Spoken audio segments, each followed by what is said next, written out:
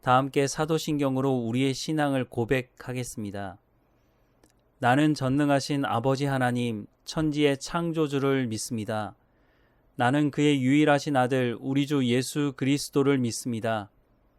그는 성령으로 잉태되어 동정녀 마리아에게서 나시고 본디오 빌라도에게 고난을 받아 십자가에 못 박혀 죽으시고 장사된 지 사흘 만에 죽은 자 가운데서 다시 살아나셨으며 하늘에 오르시어 전능하신 아버지 하나님 우편에 앉아 계시다가 거기로부터 살아있는 자와 죽은 자를 심판하러 오십니다. 나는 성령을 믿으며 거룩한 공교회와 성도의 교제와 죄를 용서받는 것과 몸의 부활과 영생을 믿습니다. 아멘. 찬송가 438장입니다. 438장 함께 찬양하겠습니다.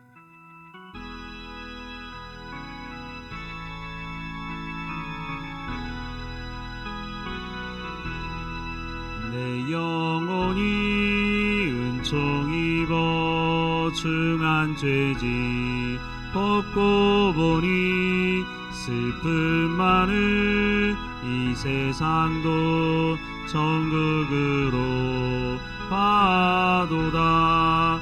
할렐루야 찬양하세. 내 모든 죄 사함받고 주 예수와 동행하니 그 어디나 하늘나라 주의 얼굴 뵙기 전에 멀리 뵈던 하늘나라 내 맘속에 이루어지니 날로 가깝도다. 할렐루야 찬양하세. 내 모든 죄 사함받고 주 예수와 동행하니 그 어디나 하늘나라 높은 산이 거친 들이 조막이나 궁궐이나 내 주 예수 모신 곳이 그 어디나 하늘나라. 할렐루야 찬양하세. 내 모든 죄 사함받고 주 예수와 동행하니 그 어디나 하늘나라. 아멘. 오늘 하나님께서 우리에게 주시는 말씀은 마태복음 11장 2절에서 19절까지의 말씀입니다. 함께 읽겠습니다. 요한이 옥에서 그리스도께서 하신 일을 듣고 제자들을 보내어 예수께 여짜오되 오실 그이가 당신 이오니이까 우리가 다른 일을 기다리오리이까. 예수께서 대답하여 이르시되 너희가 가서 듣고 보는 것을 요한에게 알리되 맹인이 보며 못 걷는 사람이 걸으며 나병 환자가 깨끗함을 받으며 못 듣는 자가 들으며 죽은 자가 살아나며 가난한 자에게 복음이 전파된다 하라. 누구든지 나로 말미암아 실족하지 아니하는 자는 복이 있도다 하시니라. 그들이 떠나매 예수께서 무리에게 요한에 대하여 말씀하시되 너희가 무엇을 보려고 광야에 나갔더냐? 바람에 흔들리는 갈대냐? 그러면 너희가 무엇을 보려고 나갔더냐? 부드러운 옷을 입은 사람이냐? 부드러운 옷을 입은 사람은 왕궁에 있느니라. 그러면 너희가 어찌하여 나갔더냐? 선지자를 보기 위함이었더냐? 옳다. 내가 너희에게 이르노니 선지자보다 더 나은 자니라. 기록된 바 보라 내가 내 사자를 내 앞에 보내노니 그가 내 길을 내 앞에 준비하리라 하신 것이 이 사람에 대한 말씀이니라. 내가 진실로 너희에게 말하노니 여자가 낳은 자 중에 세례 요한보다 큰 이가 일어남이 없도다. 그러나 천국에서는 극히 작은 자라도 그보다 크니라. 세례 요한의 때부터 지금까지 천국은 침노를 당하나니 침노하는 자는 빼앗느니라. 모든 선지자와 율법이 예언한 것은 요한까지니 만일 너희가 즐겨 받을진대 오리라 한 엘리야가 곧 이 사람이니라. 귀 있는 자는 들을지어다. 이 세대를 무엇으로 비유할까? 비유하건대 아이들이 장터에 앉아 제 동물을 불러 이르되 우리가 너희를 향하여 피리를 불어도 너희가 춤추지 않고 우리가 슬피 울어도 너희가 가슴을 치지 아니하였다 함과 같도다. 요한이 와서 먹지도 않고 마시지도 아니하며 그들이 말하기를 귀신이 들렸다 하더니 인자는 와서 먹고 마시매 말하기를 보라 먹기를 탐하고 포도주를 즐기는 사람이요 세리와 죄인의 친구로다 하니 지혜는 그 행한 일로 인하여 옳다함을 얻느니라. 마태복음 11장과 12장은 마태복음 10장에 이어 복음에 대한 반응을 보이는 모습을 말씀하고 있습니다. 오늘 본문에는 세례 요한이 등장하는데 세례 요한의 반응을 말씀하고 있습니다. 세례 요한은 예수님께 세례를 준 사람입니다. 요한복음 1장 29절에서 34절 말씀을 보면 이튿날 요한이 예수께서 자기에게 나아 오심을 보고 이르되 보라 세상 죄를 지고 가는 하나님의 어린 양이로다. 내가 전에 말하기를 내 뒤에 오는 사람이 있는데 나보다 앞선 것은 그가 나보다 먼저 계심이라 한 것이 이 사람을 가리킴이라. 나도 그를 알지 못하였으나 내가 와서 물로 세례를 베푸는 것은 그를 이스라엘에 나타내려 함이라 하니라.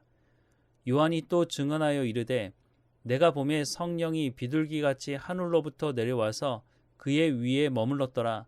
나도 그를 알지 못하였으나 나를 보내어 물로 세례를 베풀라 하신 그이가 나에게 말씀하시되 성령이 내려서 누구 위에든지 머무는 것을 보거든 그가 곧 성령으로 세례를 베푸는 이인 줄 알라 하셨기에 내가 보고 그가 하나님의 아들이심을 증언하였노라 하니라 라고 말씀을 하고 있습니다.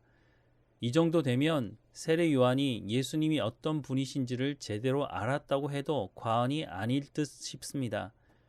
또한 세례 요한은 자신은 요한복음 1장 21절에서 23절에서 또 묻되 그러면 누구냐? 네가 엘리야냐? 이르되 나는 아니라. 또 묻되 네가 그 선지자냐? 대답하되 아니라. 또 말하되 누구냐? 우리를 보낸 이에게 대답하게 하라. 너는 내게 대하여 무엇이라 하느냐?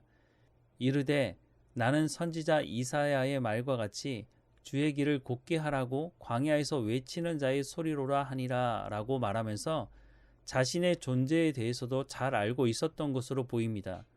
그런데 오늘 말씀을 보면 세례 요한이 정말 예수님에 대해 제대로 알고 있는 것인가 하는 의문이 듭니다. 2절과 3절 말씀에 요한이 옥에서 그리스도께서 하신 일을 듣고 제자들을 보내어 예수께 여짜오되 오실 그이가 당신이오니이까 우리가 다른 일을 기다리오리까 라고 말씀하고 있습니다. 요한복음 1장 34절 말씀을 다시 보면 내가 보고 그가 하나님의 아들이심을 증언하였노라 하니라 라고 말씀하고 있습니다. 그런데 왜 세례 요한은 제자들을 보내서 당신이 정말 그리스도냐 라고 묻는 것일까요? 그런데 세례 요한의 질문은 세례 요한만의 질문은 아니었습니다. 당시 바리새인들, 서기관들, 당시 일반 사람들까지 예수님을 향해 당신이 그리스도냐라고 하는 질문을 했다는 것입니다. 왜 이런 질문을 했을까요?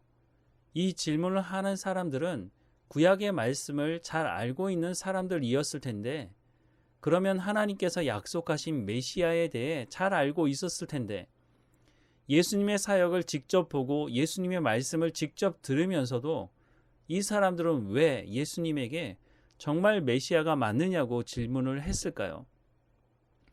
왜냐하면 당시 사람들이 가지고 있는 그리스도, 메시아에 대한 일정한 틀을 가지고 있었기 때문이었습니다.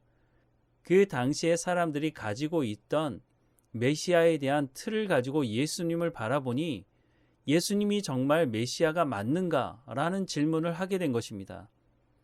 당시 사람들이 가지고 있었던 메시아에 대한 틀은 로마로부터의 독립을 가져다 줄 다윗과 같은 사람이었다는 것입니다. 그런데 예수님은 세리, 죄인들과 함께 먹고 마시는 것입니다. 그러니 예수님이 정말 메시아가 맞느냐라고 하는 질문을 하게 된 것입니다. 그런데 예수님이 메시아가 아니었습니까? 예수님은 하나님께서 약속하신 메시아가 맞았습니다. 하나님께서 말씀하신 관점을 가지고 보지 않고 자신들의 상황과 자신들의 요구에 따라 만들어진 틀을 가지고 성경을 보는 것이 얼마나 무서운 결과를 낳는지를 보여주고 있는 것입니다. 심지어 예수님께 세례를 주고 예수님이 하나님의 아들이라고 증언한 세례 요한조차도 당시 시대를 살아가는 사람들이 가지고 있던 똑같은 틀을 가지고 예수님을 바라보니 의심하는 마음이 들었던 것입니다. 오늘 우리도 마찬가지입니다.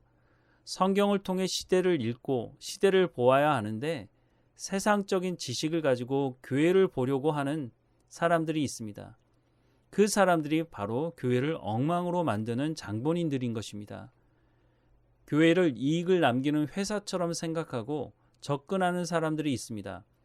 왜냐하면 성경의 말씀으로 생각을 새롭게 하지 않는 사람들을 교회의 지도자로 세우기 때문입니다.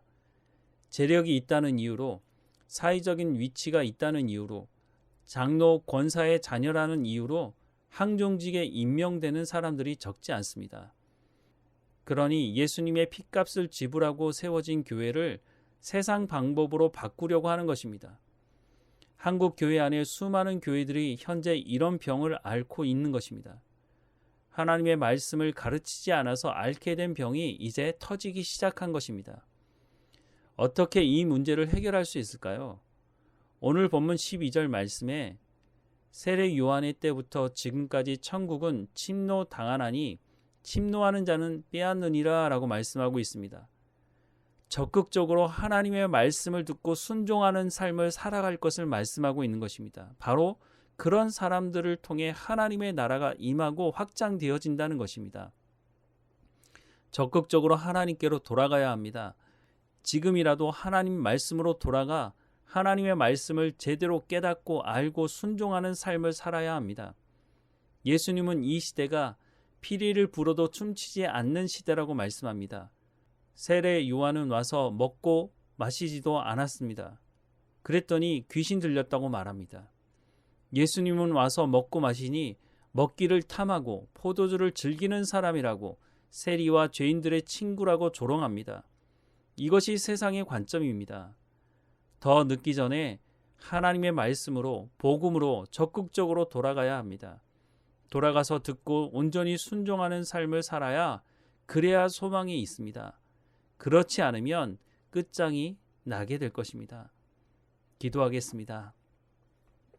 사랑하는 하나님, 오늘을 살아가는 우리는 세상적인 사고의 틀로 교회를 바라보고 있는 것인지 아니면 하나님의 핏값을 지불하고 세우신 교회를 성경적인 관점으로 바라보고 하나님의 말씀에 순종하며 교회를 교회답게 만들어가고 있는지 우리의 모습을 살피는 은혜를 허락해 주옵소서. 세상 속에 살아가는 시간이 적지 않습니다.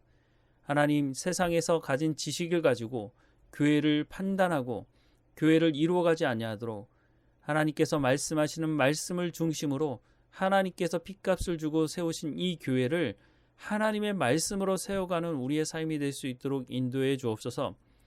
하나님의 관점으로 또한 세상을 보게 하옵소서. 세상에 많은 다양한 일들이 일어날 때에 하나님께서 말씀하시는 성경을 통해 세상을 볼 수 있는 지혜를 우리 가운데 허락해 주옵소서.